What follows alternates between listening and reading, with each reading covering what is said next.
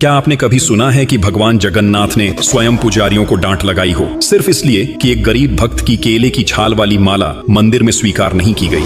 कहते हैं कि रघुदास पुरी के एक महान भक्ति योगी थे जो भगवान राम के परम भक्त थे। उनका आश्रय जगन्नाथ मंदिर के सिंहद्वार के पास एक बड़े छत्र के नीचे था। एक दिन उन्होंने मंदिर में प्रवेश किया और देखा कि भगवान जगन्नाथ के सामने राम, लक्ष्मण और सीता का दिव्य दर्शन हो रहा है। यह दृश्य देखकर रघुदास को यह विश्वास हो गया कि जगन्नाथ और रामचंद्र एक ही देवता हैं और उनकी भक्ति का स्वभाव सखा प्रेम में बदल गया। एक दिन रघुदास ने अत्यंत प्रेम से भगवान के लिए एक सुंदर माला तैयार की। माला तो उन्होंने फूलों से बनाई थी, लेकिन डोरी न मिलने के कारण उन्होंने केले के पेड़ की छाल को धागे की तरह इस्तेमाल किया। भक्ति उनकी सच्ची थी, परंतु मंदिर के नियम कठोर थे।